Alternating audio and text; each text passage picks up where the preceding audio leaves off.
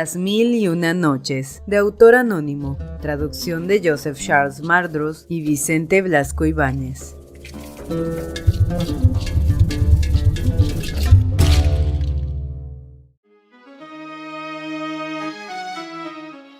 Y cuando llegó la 91ª noche, ella dijo, y el alma descreída de aquel cristiano se le salió por el trasero y fue a hundirse en el fuego del infierno. Cuando los soldados del ejército cristiano supieron de labios de los compañeros de Lucas la muerte de su campeón, se lamentaron y se golpearon rabiosamente, y se precipitaron sobre las armas, dando gritos de venganza, y a la señal dada por los dos reyes, se colocaron en orden de batalla, precipitándose en masa sobre el ejército de los musulmanes, y la pelea se trabó, y los guerreros se lanzaron con los guerreros, y la sangre inundó las mieses. A los gritos sucedieron los gritos, los cuerpos quedaron aplastados bajo los cascos de los caballos, los hombres embriagados, no de vino, sino de sangre, se tambaleaban como borrachos, los muertos se hacinaron sobre los muertos, y los heridos sobre los heridos. Así prosiguió la batalla hasta que cayó la noche y se separó a los combatientes.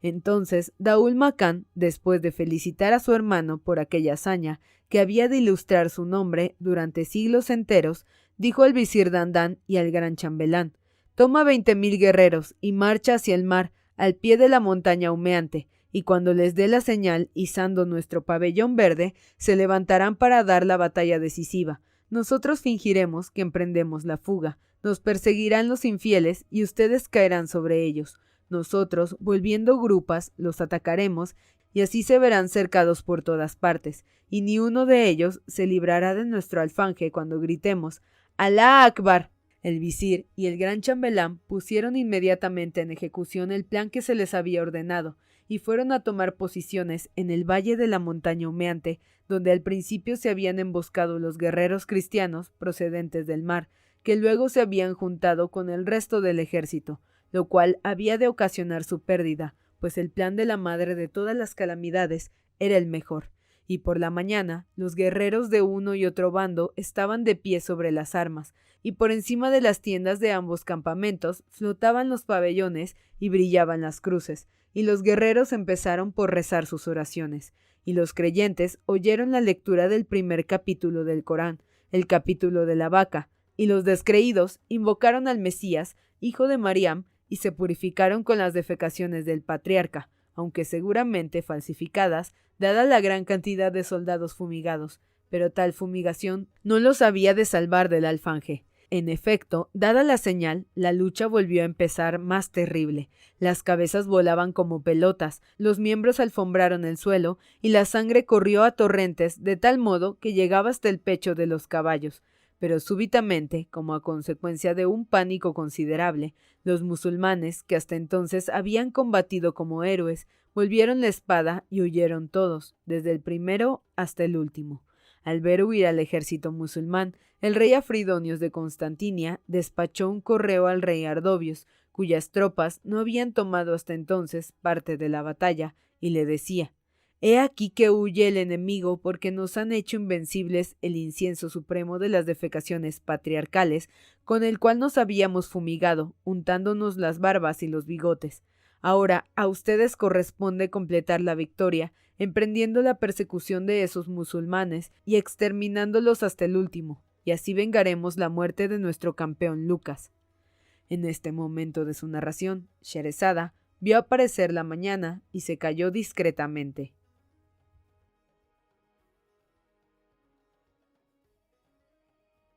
Pero cuando llegó la 92ª noche, ella dijo: «Y así vengaremos la muerte de nuestro campeón Lucas». Entonces el rey Ardobios, que no aguardaba más que la ocasión de vengar la muerte de su hija, gritó a los soldados: «Sus a esos musulmanes que huyen como mujeres», pero no sabían que aquello era una estrategia del príncipe Sharkán, el valiente de los valientes, y de su hermano Daúl Macán. Efectivamente, cuando los cristianos mandados por el rey Ardobios llegaron hasta los musulmanes, estos se detuvieron y Daúl Macán les gritó: «Oh musulmanes, he aquí el día de la religión, he aquí el día en que ganarán el paraíso, porque el paraíso no se gana más que a la sombra de los alfanjes». Entonces se precipitaron como leones, y aquel día no fue para los cristianos el día de la vejez, pues fueron cegados sin haber tenido tiempo para verse encanecer el pelo. Pero las hazañas realizadas por Sharrkan en aquella batalla superaban a toda expresión, y mientras destrozaba todo lo que se le ponía por delante, Daul Makan mandó a izar el pabellón verde y quiso lanzarse también a la pelea, pero Sharrkan se acercó velozmente a él y le dijo: «Oh hermano mío, no debes exponerte a los azares de la lucha, pues eres necesario para el gobierno de tu imperio, así es que desde ahora no me separaré de ti y me batiré a tu lado, defendiéndote contra todos los ataques». Y los guerreros musulmanes, mandados por el visir y el gran chambelán, se desplegaron en semicírculo al ver la señal convenida, y cortaron al ejército cristiano toda probabilidad de salvarse embarcándose en sus naves, de modo que la lucha trabada en tales condiciones no podía ser dudosa, y los cristianos fueron terriblemente exterminados por los musulmanes, kurdos, persas, turcos y árabes, y fueron poquísimos los que pudieron escapar, pues 120,000 de aquellos cerdos encontraron la muerte, y los otros lograron escapar en dirección a Constantinia. Esto en cuanto a los griegos del rey Ardobios. Pero en lo que se refiere a los del rey Afridonios, que se habían retirado a las alturas, seguros del exterminio de los musulmanes, ¿cuál no sería su dolor al ver la fuga de sus compañeros? Aquel día, además de la victoria, los creyentes ganaron una enorme cantidad de botín, se apoderaron de todos los navíos, excepto 20 que pudieron volver a Constantinia para anunciar el desastre. Además, cogieron todas las riquezas y todos los objetos de valor acumulados en aquellas naves, 50,000 caballos con sus jaeces, las tiendas, víveres, armas y una cantidad incalculable de cosas que no podían expresarse en guarismos. Así es que su alegría fue inmensa y dieron las gracias a Alá por aquella victoria y aquel botín. Esto en cuanto a los musulmanes. En cuanto a los fugitivos, acabaron por llegar a Constantinia con el alma atormentada por el cuervo de los desastres, y la ciudad quedó sumida en la aflicción, y en todos los edificios y en las iglesias se pusieron colgaduras de luto. La población se sublevó, formando grupos y lanzando gritos sediciosos. Aumentó aquella desesperación al ver que solo regresaban 20 naves y 20,000 hombres de todo el ejército. Entonces la población acusó de traidores a sus reyes, y la confusión del rey Afridonios fue tan grande y tal su terror que la nariz se le alargó hasta los pies y el saco del estómago se le volvió. En este momento de su narración, Sherezada vio aparecer la mañana y se calló discretamente.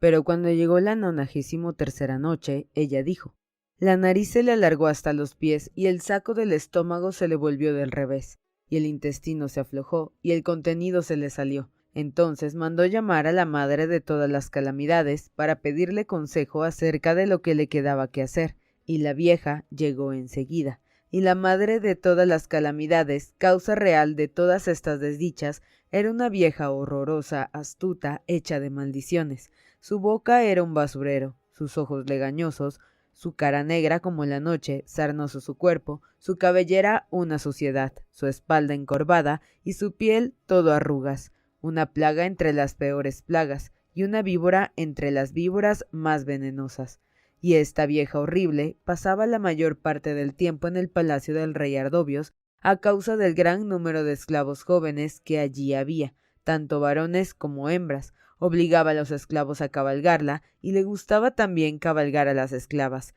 pues prefería a todo lo del mundo el cosquilleo de aquellas vírgenes y el roce de su cuerpo juvenil con el suyo. Era extraordinariamente experta en el arte del cosquilleo. Sabía chuparles como un vampiro las partes delicadas y titirarles agradablemente los pezones, y para hacerlas llegar al último espasmo, les estrujaba la vulva con azafrán preparado, lo cual las arrojaba en sus brazos muertas de voluptuosidad. Así es que había enseñado su arte a todas las esclavas del palacio, y en otros tiempos a las doncellas de Abrisa, pero no había logrado conquistar a la esbelta Grano de Coral, y también habían fracasado todos sus artificios con la arrogante Abrisa, que la odiaba por la fetidez de su aliento, por el olor a orines fermentados que brotaba de sus sobacos y de sus ingles, por el pútrido desprendimiento de sus numerosos pedos, más hediondos que el ajo podrido, y por la rugosidad de su piel, peluda, cual la de erizo,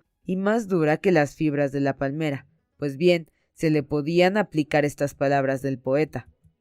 Nunca la esencia de rosas con que se humedece la piel apagará la pestilencia de sus pedos silenciosos. Pero hay que decir que la madre de todas las calamidades era generosísima con todas las esclavas que se dejaban conquistar por ella, así como era muy rencorosa con las que se le resistían, y por haberla rechazado odiaba tanto a Brisa, aquella vieja. Cuando la madre de todas las calamidades entró en el aposento del rey Afridonios, éste se levantó en honor suyo, y lo mismo hizo el rey Ardobios, y dijo la vieja: «Oh rey, ahora tenemos que dar de lado a todo ese incienso fecal y a todas las bendiciones patriarcales que no han hecho más que atraer la desgracia sobre nuestras cabezas, y pensemos más bien en obrar a la luz de la verdadera sabiduría. He aquí cómo ha de ser esto. Los musulmanes se encaminan a marchas forzadas para sitiar nuestra ciudad, y hay que enviar heraldos por todo el imperio, invitando a los habitantes a que se reúnan en Constantinia y nos ayuden a rechazar el asalto de los sitiadores, y que los soldados de todas las guarniciones se apresuren a venir a encerrarse en estos muros,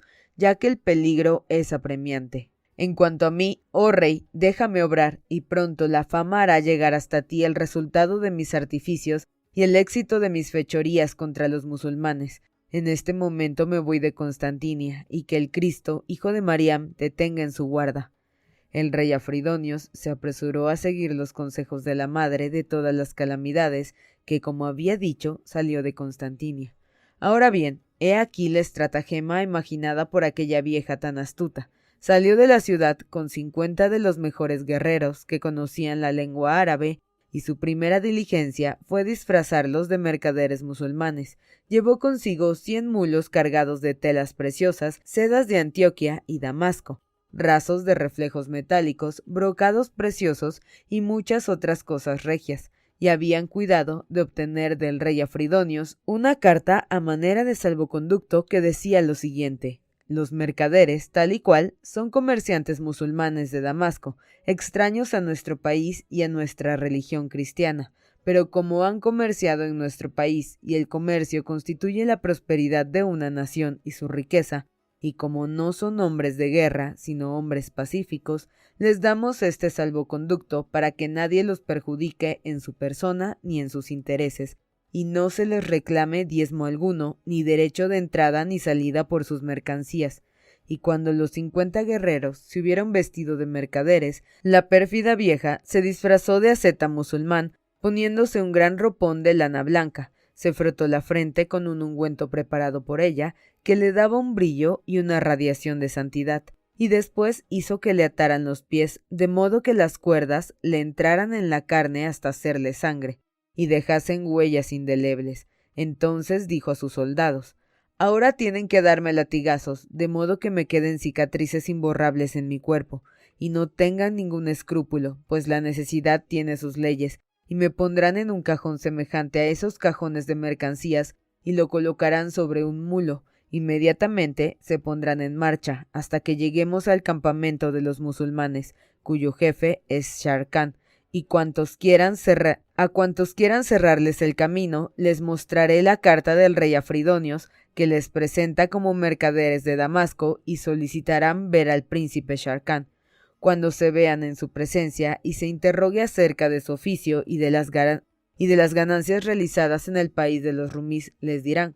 «Oh rey afortunado, la ganancia más saneada y meritoria de nuestro viaje al país de esos cristianos descreídos ha sido el rescate de un santo asceta que hemos arrancado de entre las manos de sus perseguidores, los cuales le torturaban en un subterráneo desde hacía 15 años, queriendo que abjurase la santa religión de nuestro profeta Mahomet. Sean con él la paz y la plegaria». Y he aquí cómo ha ocurrido la cosa. Hacía algún tiempo que estábamos en Constantinia vendiendo y comprando, cuando una noche, mientras calculábamos las ganancias del día, vimos aparecerse en la pared de la sala la imagen de un hombre, cuyos ojos estaban llenos de lágrimas que corrían a lo largo de sus venerables barbas blancas, y los labios de aquel anciano se movieron lentamente y pronunciaron estas palabras: «Oh musulmanes, si hay entre ustedes alguno que tema a Alá y cumplan los preceptos de nuestro profeta, sean con él la paz y la plegaria, que salgan de este país de los descreídos y vayan en busca del príncipe Sharkan, cuyo ejército, según está escrito, ha de tomar algún día los rumíes, la ciudad de Constantinia, y en su camino, al cabo de 3 jornadas de marcha, encontrarán un monasterio, y en este monasterio, en tal lugar de tal sitio, hay un subterráneo, en el cual hace 15 años está encerrado un santo asceta llamado Abdalá, cuyas virtudes son agradables a Alá el Altísimo, y ha caído en manos de los monjes cristianos, que lo han encerrado allí y lo atormentan horriblemente, por odio a su religión. Así es que el rescate de ese santo sería para ustedes la acción más meritoria ante el muy poderoso, y por sí misma es una hermosa acción. No diré más, que la paz sea con ustedes. Y dicho esto, la figura del anciano se borró ante nuestros ojos. En este momento de su narración, Sherezada vio aparecer la mañana y se calló discretamente.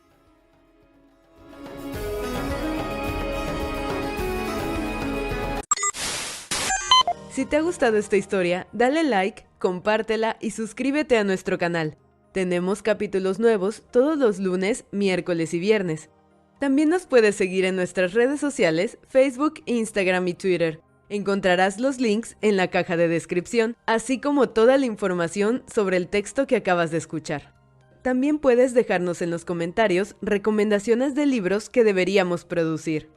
Agradecemos tu apoyo y esperamos que formes parte de nuestra comunidad.